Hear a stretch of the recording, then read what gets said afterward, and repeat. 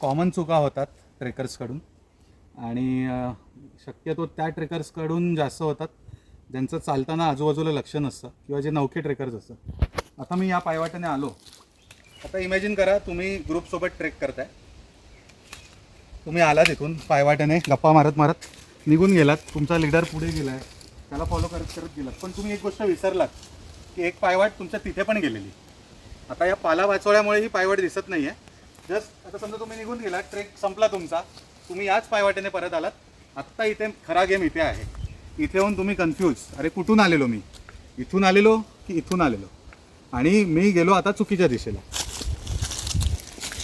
आता हे रेस्क्यूवाल्यांचं काम तुम्ही डबल केलं आहे. तुमचा ग्रुप गेला इथे, लीडर गेला इथे, तुम्ही गेला त्या दिशेला. लीडर तुमचा पुढचा ग्रुप पोचला पायथ्याच्या गावात, तुम्ही दोघं तिघं 4 जण जे काय ते गप्पा गोष्टी करण्यात चुकीच्या दिशेने गेलात. आता याच्यावर उपाय काय की आता समजा मी जसं पहिल्यापासून दाखवतो की मी या पायवाटेने आलो. माझ्या स्वतःच्या जागी तुम्ही स्वतःला इमॅजिन करा. इथून आलो तर मला इथून दिसतं आहे की एक पायवाट इथे गेली आणि एक सरळ गेली आहे. तर माझं काम काय आहे, इथेच ज्या पायवाटेला मला जायचं आहे तिथं मी तिथे काहीतरी मार्किंग लक्षात ठेवेन, तिकडचं एखादं लँडमार्क लक्षात ठेवेन, त्या तिथे दगडी लावेन, 2-3 दगडी एकमेकांवर.